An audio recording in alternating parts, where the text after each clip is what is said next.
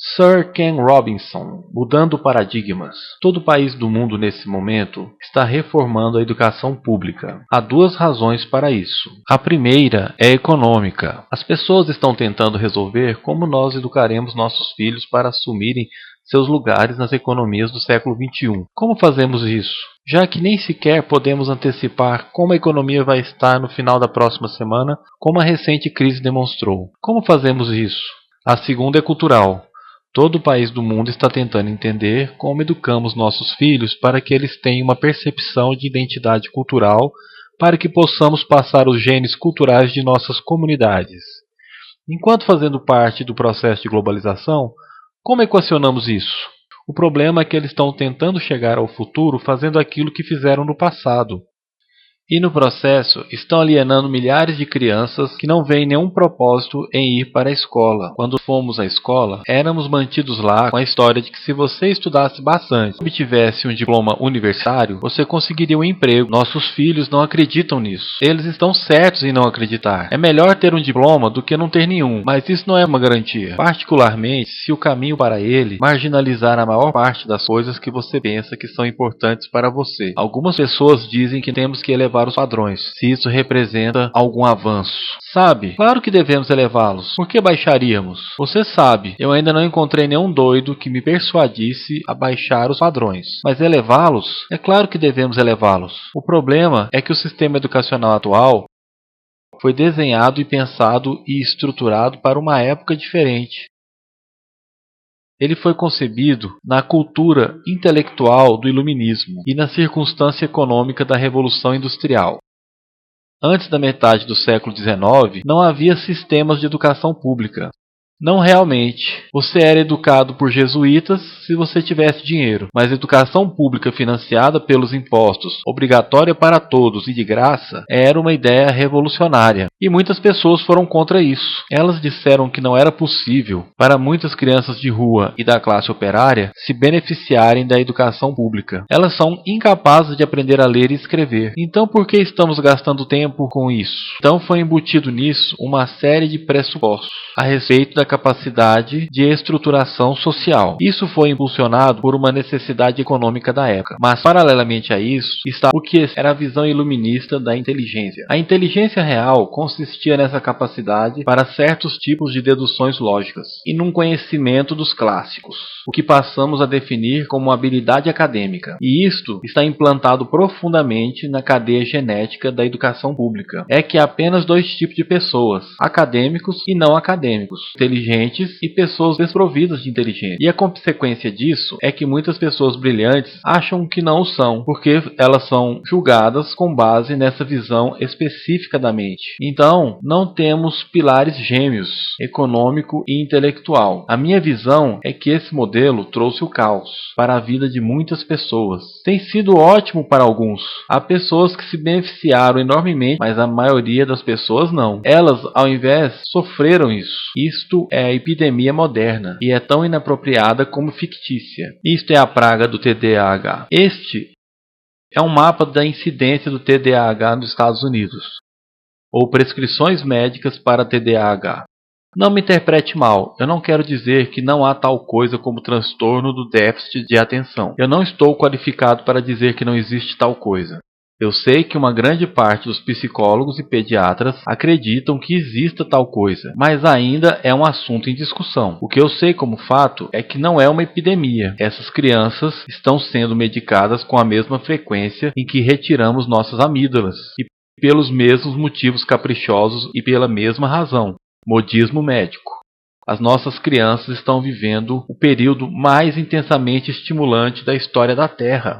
Elas estão sendo cercadas por informação e dividindo sua atenção entre várias plataformas, computadores, iPhones e publicidade de centenas de canais de TV. E nós as estamos penalizando por se distraírem. De quê? Coisas chatas.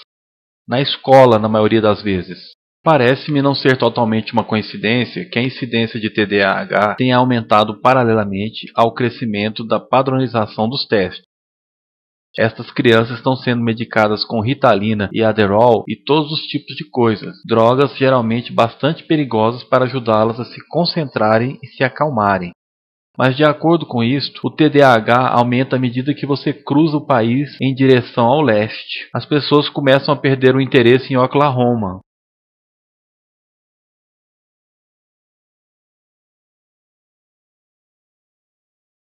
Elas dificilmente conseguem pensar direito em Arkansas. E quando chegam a Washington, já estão completamente perdidas. E eu creio que há razões diferentes para isto. É uma epidemia fictícia. Se você pensar nisso, as artes, eu não quero dizer que seja exclusivamente as artes. Eu também acho que é o caso da ciência e da matemática. Eu menciono as artes em particular porque elas são a vítima dessa mentalidade. Em especial, as artes tratam especialmente da ideia de experiência estética. Uma experiência estética é aquela em que os nossos sentidos estão operando na sua capacidade máxima, quando você está presente no momento atual, quando você está vibrando com o entusiasmo desse sentimento que você está experimentando, quando você está plenamente vivo. E anestésico é quando você fecha seus sentidos e se anestesia para o que está acontecendo. E muitas dessas drogas fazem isso. Nós estamos conduzindo nossas crianças na sua educação escolar, anestesiando-as. E eu penso que deveríamos fazer exatamente o contrário. Não devemos colocá-las para dormir, mas sim despertá-las para aquilo que elas têm dentro de si. Mas o modelo que temos é esse. Eu acredito que nós temos um sistema educacional moldado nos interesses da industrialização e na sua imagem. Eu vou dar alguns exemplos. Escolas ainda são organizadas como fábricas, com sinais tocando, diferentes instalações, especializadas em diferentes matérias. Ainda educamos nossas crianças por grupos, as colocamos no sistema por faixa etária. Por que fazemos isso? Porque há essa suposição de que a coisa mais importante que as crianças têm em comum é a idade. É quase como se a coisa mais importante sobre elas fosse a sua data de fabricação. Eu conheço crianças que são muito melhores do que outras crianças da mesma idade em diferentes matérias, ou em diferentes horas do dia, ou melhores em grupos menores do que em grupos maiores, ou às vezes elas querem ficar sozinhas. Se você está interessado no modelo de aprendizado, você não começa por essa mentalidade de linha de produção. Isto é essencialmente sobre normatização, é cada vez mais a respeito disso. Quando você olha o crescimento dos testes padronizados e de currículo escolares padronizados, eu acredito que devemos ir exatamente em direção oposta. Há um excelente estudo feito recentemente sobre o pensamento divergente, publicado há 2 anos.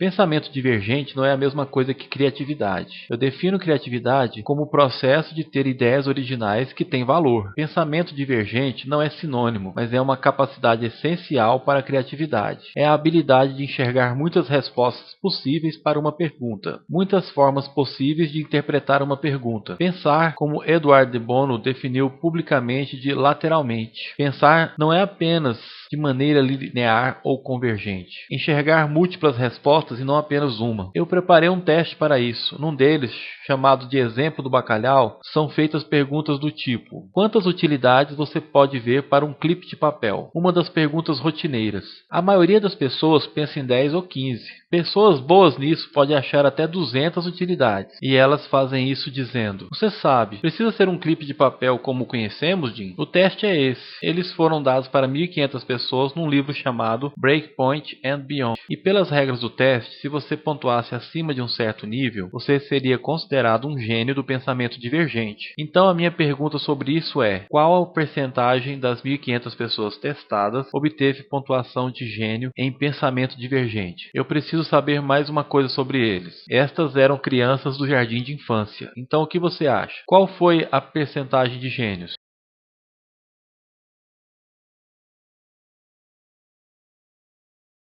80? 80? Ok. 98%. Agora, a questão aqui é que este foi um estudo longitudinal. Então, 5 anos mais tarde, eles retestaram as mesmas crianças, com idades de 8 a 10. O que você acha? 50%? Eles as testaram novamente 5 anos mais tarde, idade de 13 a 15. Você percebe um modismo vindo por aí. Agora, isto nos conta uma história interessante, porque você poderia imaginar que eles estariam indo em outra direção, não é verdade? Você começa não sendo muito bom, mas melhora com a idade.